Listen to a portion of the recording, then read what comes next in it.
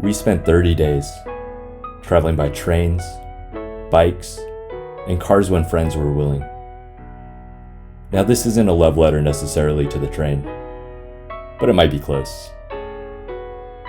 Watching the confident flow of the Wenatchee River beneath the cascade concrete-tipped peaks, through blossoming, feathery green giants, the Pacific Northwest fares us goodbye. A moment comes in the night, the feeling of missing a bed and the comfort it provides. We know the moment will pass, as it has done every trip, but we will do our best to remember the appreciation when we do return. The train horn blares. It's time to get back on board. Montana summer days linger on without much hurry or ado, granting the gift to continue bathing in the sun. We push our cycles up the Going to the Sun road. At the top, the valley opens up, revealing large swaths of seaweed green trees, praising the snowy mountains, defiantly white amidst the beating June heat. Flying down the steep hills on our return, the river gleefully races beside us. Finding a spot near the water, we hopefully cast into a lake that a young boy and his parents were definitely sure they were fishing. Several casts later, we found a brown trout fighting at the end of the line in the still, glacial water. Logs in the fire, trout in aluminum foil, ramen packet seasoning on top. We have a feast with no bears as guests. Chicago bound. On the route, we run into different people. Stone drinking, neoliberalism hating, Egyptian war slapping, space gazing people. Rum and Gatorade change hands with fingers of tobacco, snack bags full of Adderall, and expired Sport Clips coupons. Grab a hot dog and enjoy the night. Hearts embroidered on sleeves, life motives openly announced. Each sits in front of one another in an ephemeral dance, playing cards, swapping jabs, and tales of home expulsion. More I wonder if this is where we meet. I wonder if this is the middle, the place people come to escape, to start journeys or to change them, to avoid families, to deal with addictions, all the while bouncing along the tracks stapled across the Mississippi River.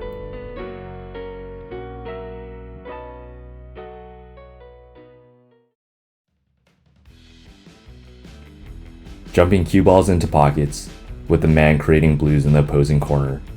Beers run cheap and the lights dim. Find us drinking margaritas at the outdoor tables, dressing up our stories in wonderful outfits, drowning the evening light in conversation. Rushing through the humid air, past transitioning lights, we find ourselves on a flight down Halstead Street, fighting time and our delusional estimates of getting ready. The rain pounds on the roof of our tent, like an aggressive door-to-door salesman in the 70s.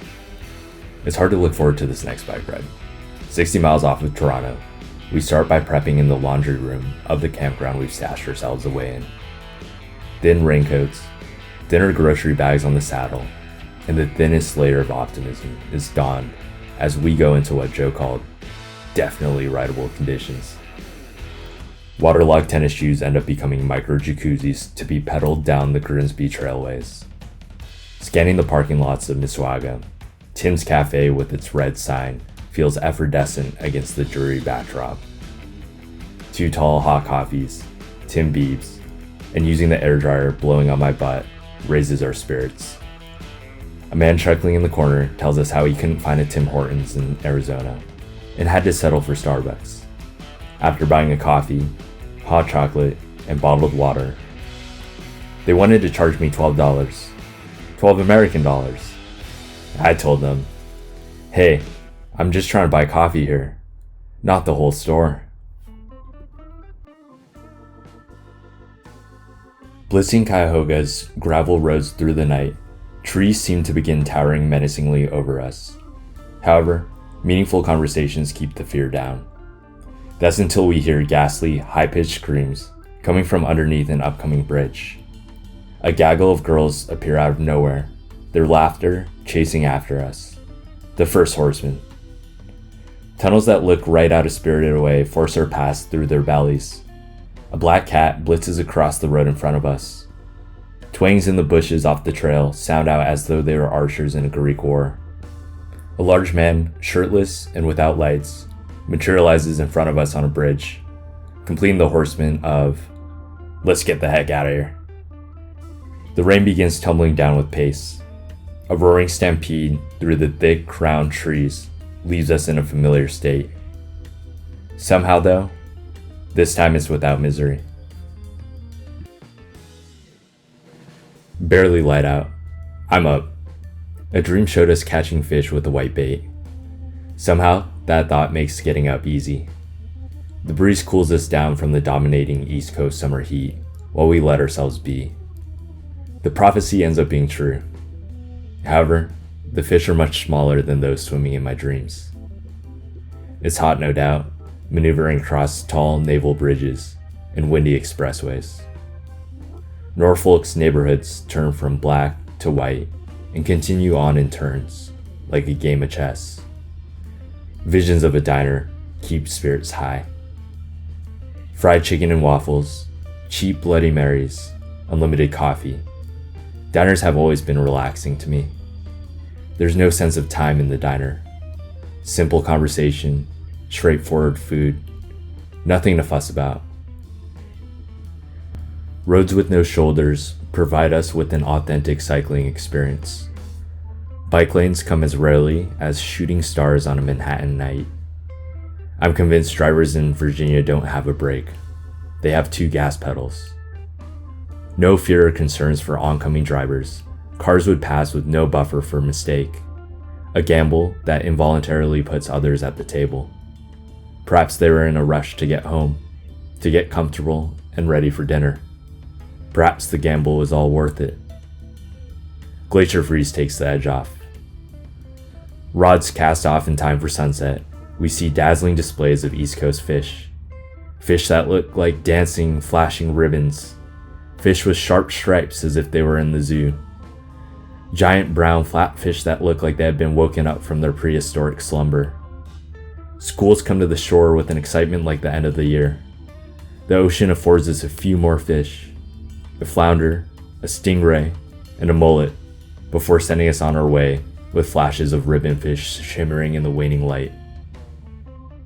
Ships adorned with Christmas lights lumber across the glassy surface, like sleepy giants, backs weighted with boxy bags. We ride through the night air with sounds of the Back Bay Orchestra made up of insects and animals I've never seen. Fireflies light our path, dancing in the reeds alongside a sandy road.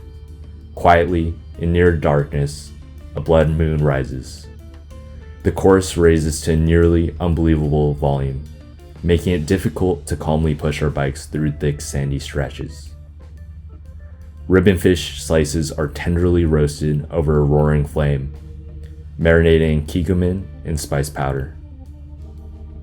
The night waves rock us to sleep in a sticky, sandy haze.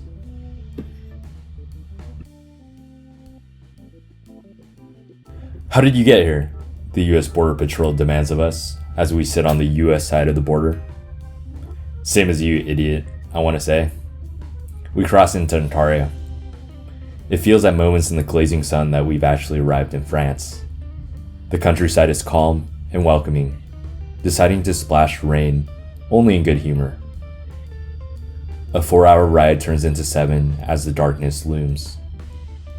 The dirt road seems to speed by as we blast music with wavering front lights trying to keep up. The Samuel Bridge lights reflect their bluish-green hues against the St. Lawrence River, and we are Canada racing against the clown gang. Dancing down the rusty steel of the railroad bridges, every light pointed backwards to give us a chance against the cars pressing behind. Our knuckles are white on the handlebars, keeping against the crosswinds. Dodge the pedestrians, get to the end. We push to get to Montreal near midnight. Beers, unfortunately, stop selling at 11. Scrambled eggs and andouille sausage on the patio of Ray's Brookline apartment, we ready for our final departure from Boston back to California, a trip that will take several days. I heard this was the party bus, a mom with her daughter announces as she passes by the Amish families in the front rows. If the black guy out there is driving today, he better keep his promise that we're gonna have a good time. 5 bonneted heads turn with giggles to watch as she passes by to the back of the bus. When the bus breaks down, it's the father from the Amish family to grab the scalding cap off the engine to throw in more coolant, while the driver, new on the job, pulls out her vape for a few puffs.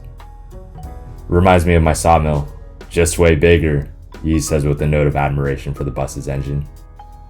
Yash, a boy from New Delhi, pipes in. Coolant shouldn't be hot, it's meant to cool. Videos of fin whales flash across the phone screen of a man who visited Cape Cod to watch whales with an old buddy. It's a bit of an amateur video, he chuckles as the video visibly shakes. Amidst the train to Chicago, all the bus riders feel now like a recruit cohort. We talk to one another, invite each other to enjoy wine in the dining car. The feeling of being strangers has evaporated. The oldest son from the Amish family swings a leg over the seat across the aisle, chattering happily explaining their vacation to Montana to go fishing and meet other Amish, expressing his interest in technology but slightly noting that he likes the saying, "Nowadays, we know more and more about less and less." In these days, the fabric of humanity shines brightly, allowing us to easily tug at the threads with each other, without trepidation or anticipation, without comparing status, without trying. It's simply being there with each other. We quickly sip smoky mezcal out of groin-warmed metal shot glasses when the attendant isn't looking. The observation car continues to draw characters like a gazelle to a pond on a hot day. You never know when someone will charge you, a man named Butch tells me with his back seated in a corner seat against the wall, all the while eyeing down the Boy Scout troop playing cards in the middle of the car. He shows pictures on his phone of drag racing cars he's built, bearing wheels the size of tractors. Empty half-wine bottles clatter in cardboard boxes as cards are thrown around with boys from Kansas City and girls from Albuquerque and Dana Point. As dominoes are snatched as substitutes for spoons, first impressions of each other come out with flourishes. Night captures the souls of the Amish and Boy Scouts as eye masks are donned along with neck pillows. Stumbling home tonight only requires 50 swaying steps. Like the setting of a play, much stays the same. Same seat, same lack of sleep, same cast. But each subsequent day is another scene. The characters evolve. They open up to one another. They all continue their storylines on the stage together. The Southwest Chief screams down Kansas straightaways, winds through the single tracks of New Mexico, taking its time as giant clouds ride the wind beside us. Cattle lift their head up to look at us foreigners coming through their land. Their calves gleefully gallop to catch up with them in the fields. Pueblos continue standing in their place, blending beautifully into the landscape as the colors blur together. A mom from Albuquerque awaits the train, bringing us breakfast burritos with green chili and bacon. Bud Lights, Mike's, and Absolute make their way to the dining table as the scene progresses from casual dining with idle chatter to drinking Texas Hold'em, aggressive tarot card readings, throwing grapes like baseballs, open promises of ayahuasca, all the while an elderly lady from the Philippines both singing and dancing her heart out to A Million Pieces by Pompeii in the aisle. The moment comes in a beautiful explosion and shimmers in the sky. Then, one by one, people find their stops and make their way quietly into the night. "Thank you for showing me that wonderful new band," the elderly singer tells the hiker with the swollen feet. "Who? Too Short?" he replies. The first delay of the night comes over the intercom, to no one's external ire, as we sit in the flickering fluorescent hues of the station. The train horn sounds, nearly covering the pain cries from the cars of Oakland as their windows break. A friendly rider who just returned from France offers to help get my bags on board. We're off for the last leg, the final all aboard.